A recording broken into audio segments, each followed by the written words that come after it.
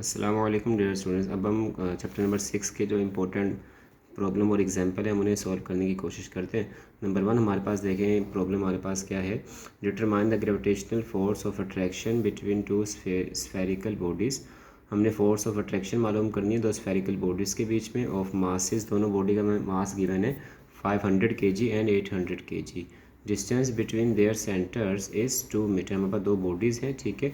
उनके बीच में हमारे पास जो मास है, फॉर एग्जांपल हमारे पास ये बॉडी 1 है, ठीक है, हमारे पास ये बॉडी 2 है, ठीक है। इन दोनों के बीच में हमारे पास जो डिस्टेंस है, हमें डिस्टेंस दे दिया है। हमें डिस्टेंस कितना दिया, इन दोनों के बीच में 2 मीटर डिस्टेंस है, ये हमें 2 मीटर दे दिया। बॉडी 1 का हमें मास गिवन है 500 kg, बॉडी 2 का हमें मास गिवन है 800 kg, ठीक हो गया।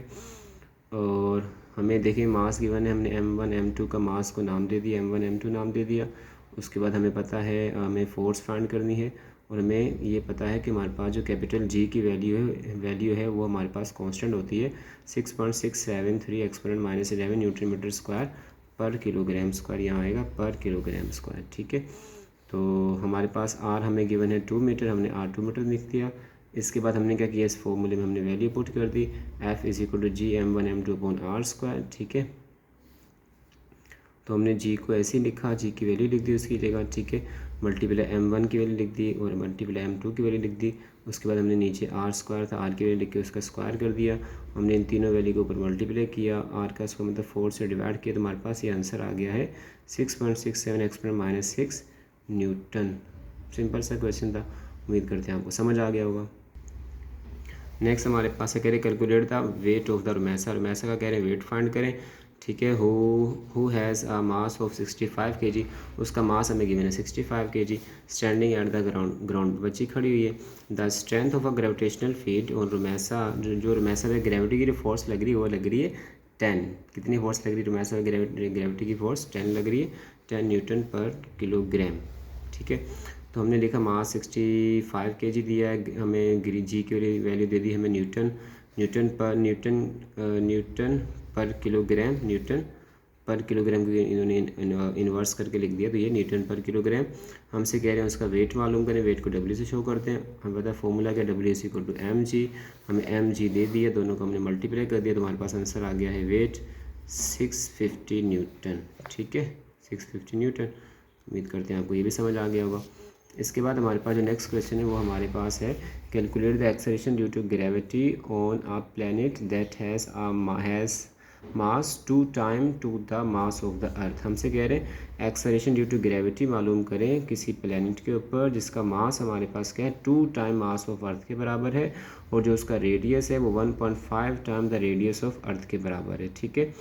और हमें कह रहे हैं if the acceleration due to gravity हमें क्या गिवन है 10 मीटर पर सेकंड स्क्वायर गिवन है। तो हमें कैलकुलेट क्या करनी है, इसकी gravity acceleration due to gravity find करनी ऑन द प्लैनेट पे, जो हमें प्लैनेट गिवन है। हमने लिख दिया GP लिख दिया, प्लैनेट की ग्रेविटी हमने फाइंड करनी है। MP हमें मास ऑफ प्लैनेट गिवन है 2 टाइम मास ऑफ अर्थ है, ठीक है, 2 टाइम मास ऑफ अर्थ है। हमें रेडियस ऑफ प्लैनेट गिवन है 1.5 टाइम रेडियस ऑफ अर्थ है, ठीक है। तो हमें G दे दिया है 10 मीटर पर सेकेंड स्क्वायर।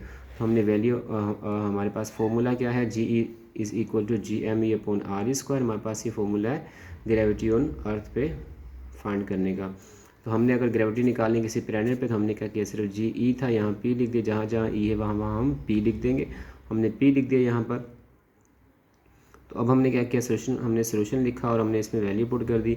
G हमने ऐसे ही लिखा, ठीक है, और MP की जगह हमने क्या पुट कर दिया 2ME, ठीक है, 2ME आ गया, और हमने RE की जगह पुट कर दिया, और RP की जगह हमने पुट कर दिया 1.5 RE, ठीक है, RP की जगह 1.5 RE पुट कर दिया। इसका स्क्वायर था तो हमने इसका स्क्वायर किया, तो 1.5 के ऊपर भी आपके पास स्क्वायर आ जाएगा यहाँ पर, ठीक है, और आपके पास यहाँ पर RE के ऊपर भी आपका स्क्वायर आ जाएगा, ठीक है। और GME अपॉन RE स्क्वायर ये बना, 2/1.5 इसका स्क्वायर बना, 2/1.5 इसका square, GME upon RE square. और हमारे पास देखें GME अपॉन RE स्क्वायर, हमारे पास ये ऊपर देखें GME अपॉन RE स्क्वायर ये हमारे पास स्मॉल GE के बराबर है। तो हमने इस पूरे की जगह हमने स्मॉल GE लिख दिया, और हमें स्मॉल GE गिवन है वो 10 है। स्मॉल GE हमें देखिए 10 गिवन है, हमने इसकी जगह 10 पुट कर दिया। इन दोनों को हमने डिवाइड किया, इसका स्क्वायर करके 1.5 का स्क्वायर किया, फिर 2 को 1.5 के स्क्वायर से डिवाइड करवाया, तो हमारे पास ये आंसर आया। इसको हमने 10 से मल्टीप्लाई करवा तो हमारे पास ये आंसर आ गया है। ठीक है, तो उम्मीद करते हैं आपको ये क्वेश्चन भी समझ आ गया होगा। इसके बाद हमारे पास नेक्स्ट क्वेश्चन है, calculate the speed of a satellite. हमसे कह रहे हैं सैटेलाइट की स्पीड फाइंड करें which orbits at earth at which orbits the earth at an altitude, हमें एल्टीट्यूड गिवन है, ठीक है, of 1000 kilometre above earth surface. Earth surface से 1000 किलोमीटर ऊपर, मतलब किसी हाइट पर आपकी जो सैटेलाइट है वो वहाँ पर क्या कर रही है, सैटेलाइट हमारी क्या कहते हैं, मतलब अपनी रोटेट कर रही है। हमने उसकी स्पीड है, हमने उसकी क्या मालूम करनी है, हमने उसकी स्पीड फाइंड करनी है। ठीक है, तो हम कैसे फाइंड करेंगे स्पीड, हमें पता है इसका, हमारे पास फॉर्मूला है v=gm/r+h। यह हमारे पास जो r है वो बेसिकली हमारे पास re है, ठीक है, re+h है। ठीक हो गया, तो हमने क्या करना है, हमें पता है यहाँ मास ऑफ अर्थ m हमारे पास क्या है, m हमारे पास यहाँ पर क्या है, me है, वो हमारे पास मास ऑफ अर्थ है। मास ऑफ अर्थ हमें पता है कांस्टेंट है 6.0 exponent 24 kg। Radius of earth constant, इसकी वैल्यू हम जानते हैं 6.38 एक्सपोनेंट 6 मीटर। और हमें हाइट यहाँ गिवन है 1000 किलोमीटर, किलो की जगह हमने लिख दिया एक्सपोनेंट 3, हम जानते हैं किलो मतलब एक्सपोनेंट 3 मीटर, तो 30 ये हमारे पास हो गया एक्सपोनेंट 6 मीटर। एच की वैल्यू आ गई, और जी हमें पता है कैपिटल जी कांस्टेंट, जैसे स्मॉल जी कांस्टेंट ऐसे कैपिटल जी भी constant 6.673 exponent -11 newton metre square per kilogram square, क्योंकि माइनस का 2 लिख दिया इसलिए पर किलोग्राम स्क्वायर ही है। तो हमने इसमें ये सारी वैल्यू हमने इस फॉर्मूले में पुट कर दी, GMERE+H। यहाँ हमारे पास क्या आएगा, ये प्लस है, प्लस एच आएगा। इन दोनों को आप प्लस करवाएं, ठीक है, इन दोनों को मल्टीप्लाई करवाएं, इन दोनों के आंसर को डिवाइड करवाएं, और उसके बाद उनको डिवाइड करवाने के बाद उसका रूट ले लें आप, तो आपके पास ये आंसर आ जाएगा। वेलोसिटी की यूनिट होती है मीटर पर सेकेंड, तो हमारे पास आंसर आ गया 7.36 एक्सपोनेंट 3 मीटर पर सेकेंड। तो उम्मीद करते हैं आपको ये क्वेश्चन भी समझ आ गया होगा। थैंक यू, अल्लाह हाफिज़।